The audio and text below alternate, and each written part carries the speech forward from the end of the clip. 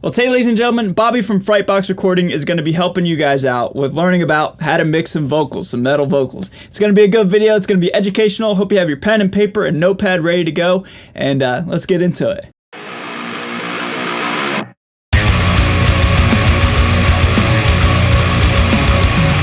So what is going on, everybody? Thank you so much for joining me for today's video. My name is Ray. I'm a guitar player here on YouTube, and anytime I have the ability and the the means, I guess, to collab and work with another content creator and somebody that's in this industry and in this hobby that is, producing and mixing and, playing music, it's always fun for me. And so today is exactly that. It's exactly one of those examples. Today we're going to be hanging out with Bobby from Frightbox Recording, and he's going to be helping you out learn about how to mix some vocals, man. So Bobby actually mixed Luna Muerta's first two songs that came out, and today he's going to be using one of those songs, Sinking Ships, as an example.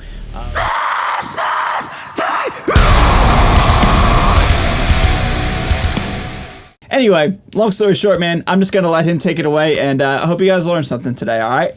Hello, Ray. Thanks again for having me on your channel. Now, I just got done mixing two songs for Ray's new band, Luna Muerta, and I had an absolute blast. Not only because the music is killer, but because I got to dive in and use some of my favorite mixing tricks within these two productions. Now, if you're watching this video and you do your own home recording and mixing, the truth is you can achieve 100% professional results if you understand the system and workflow on how to achieve professional sounding mixes. Both of the songs that I just mixed for Ray were done completely within the DAW with only a handful of plugins, nothing more. Now today in this video, I'm gonna focus on how to achieve a killer vocal mix because it's arguably one of the most important elements in any production. Now luckily it does not take anything fancy or no expensive gear to achieve a killer vocal sound, and I'm gonna show you how I do it with extremely simple tools. So I'm gonna play this song from the top, and then I'm gonna dissect and show you how I achieve both a great clean vocal sound and scream vocal sound, and some of the extra effects that I'm using. Let's check it out. What's wrong with the violence? Oh, I don't understand. A wicked desire. Oh, I don't understand. So sink into our breaths. You're right in front of me, my love. Sinking ships again, reckless and anxious. Perfect. Okay, so as you can tell, that's a pretty decent vocal sound, and no fancy equipment was used to record these vocals. They were recorded through a cheapo dynamic mic straight into an interface. No high-end preamps, not even a condenser mic was used. It was a dynamic mic, similar to an SM58. So with that being said, the magic really comes down to the processing and the approach to the mix. Now what I'm gonna do is I'm gonna solo this vocal track and bypass all of the processing that's taking place on the vocal. And we're gonna check out step by step what each of these plugins is doing to my vocal sound. So first up is the EQ. Let's hear the vocal un-EQ'd. What's wrong with the violence? Oh, I don't understand. A wicked desire. Oh, I don't understand. So as you can tell, this EQ is doing a whole lot of cleaning up on the vocal track. I have a high pass filter set to around 200 Hertz, a dip in the lower mids at around 300 Hertz, and a little bit of a boost in the top end. This is because your vocals don't need a ton of low end. Remember, your bass guitar, kick drum, and guitars are taking up that range. Much like lead guitars, the fundamental range of your vocal tracks are gonna sit primarily in the mid-range. Now, like I said, this vocal was recorded through a dynamic mic, which is less bright than a condenser mic. This is why I did a little bit of boosting in the top end. If this were a condenser mic, I probably wouldn't need to boost these frequencies. But because dynamic mics are a little darker in nature, the boost seemed necessary. So after that EQ, I have my compressor up next just to help level out the vocal. Let's see what it's doing. What's wrong with the violence? Oh, I don't understand. So I'm using a fairly low ratio. This is because I don't want my compressor to sound like a limiter. I just want to subtly control the dynamics and the peaks. And this is my gain reduction meter. Let's pay attention to how much gain reduction is taking place in this compressor. What's wrong with the violence? Oh, I don't understand. So as you can tell, I have about 6 dB of gain reduction taking place. Again, it's just there to help level her out a little. Now, after my compressor, I have one of the secret tools that most mix engineers use on vocal tracks. And this is a brick wall limiter. Let's pay close attention and see what this is doing to the vocal. What's wrong with the violence? Oh, I don't understand. So if you notice, it's helping control my vocals even more. It's catching all the peaks that my compressor is missing. Now, if you're not familiar with what a brick wall limiter is, it's a limiter that has a ratio of infinity to 1. In other words, it does not allow any signal to exceed the threshold that you set it at. This is a great tool to follow up your compressor with because, again, it catches any peaks that your compressor might miss. The secret here is to have each of these plugins doing a little bit of work instead of making one of them do a whole lot of work. Now, following my brick wall limiter is a simple de-esser, and this is here just to control the sibilances in her vocal track. Let's see what it's doing. What's wrong with the violence? Oh, I don't understand. A wicked desire. So it's doing its job and it's catching any of the harsh sibilances that may exist post-compression on a vocal track. So aside from the inserts that are directly on the vocal tracks, I do have some send effects happening. And now, if you're not familiar with what send effects are, they're generally effects that you send a copy of your original track to so you can blend in both the dry sound, which is the track itself, and the sound of the effects themselves, which are set up on a separate bus. So up first, I have a send that's named Slap. Let's see what it's doing. What's wrong with the violence? Oh, I don't understand. So as you can hear, it's almost like a little bit of a reverb effect, but it's not actually reverb. So if we look here on my slap send, my fader is set to around -4 dB. And that send is going to this auxiliary track where I have this plugin loaded.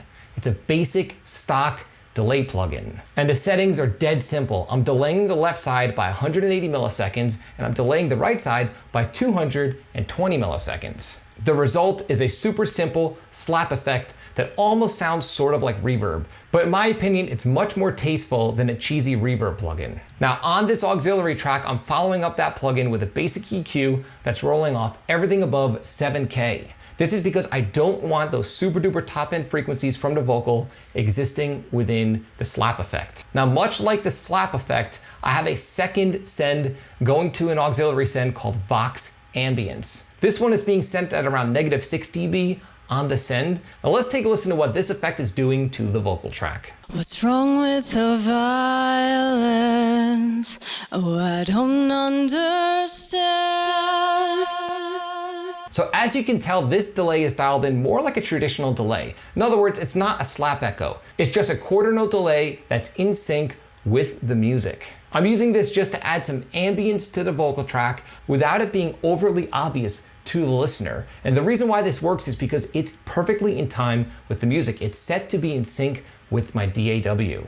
Now this song is 112 BPM and the delay is set to 112 BPM quarter notes. And much like the slap effect, I'm following up that delay with a simple roll off just to get rid of the super duper top end on the vocal that I don't need. That's a pro tip for you. Roll off the top end on your delay sends. It'll help your delays fit into the mix in a much more natural way. Okay, so up next, I'm sending my vocal tracks, even my scream tracks, which we're gonna get to in a little bit, to a vocal submix.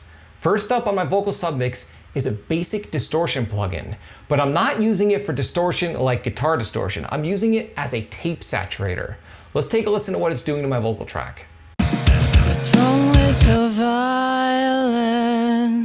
Oh, I don't understand. So as you could probably tell when I intermittently bypass the plugin, it's almost inaudible. This is because I'm only using it to add subtle saturation just to help my vocals sound a little more analog. Again, these vocals were recorded through a basic interface, and most interfaces are completely transparent and have no color at all. And using a basic distortion plugin or saturator plugin will help make them feel and sound a little more analog than just a plain vocal track. Now this is a stock plugin within my DAW and it's nothing fancy. It's just a distortion plugin that I have set to a very, very subtle setting. Again, almost inaudible. And after my distortion plugin, I just have a basic EQ. That's it. I just felt like my vocals in general had a little bit too much of a low end buildup. While mixing the song, I just felt like the vocals in total, because remember, all of my vocal tracks are being sent to the submix, had just a little bit too much low mid buildup. And EQing the submix helps EQ all my vocals all at once, so I don't have to go and tweak these frequencies individually. So if you look, I have a little bit of a cut at around 150 Hertz and a little bit of a cut at around 600 Hertz. Nothing crazy. So these are my clean vocals. Let's dive in and see what I'm doing to my scream tracks.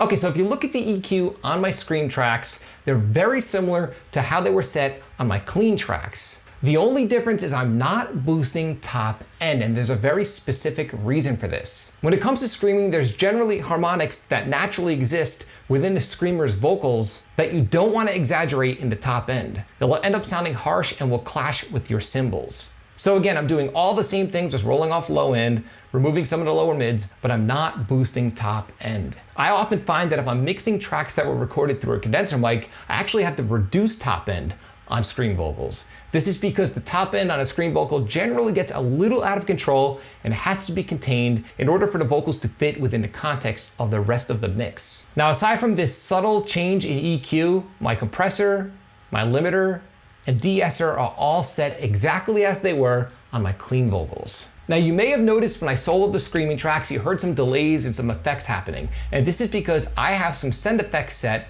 on my submix. And in this case, I'm using some basic automation just so these vocals are being sent to my send effects only on specific words and phrases. And the main send effect that I'm using for those vocal screams is so simple. It's just a mono delay that again is in tempo with the music, and I'm rolling off all of the top end on that delay so it fits in the music like a glove. As a matter of fact, when you play the track back, you barely notice the delay. Let's take a listen.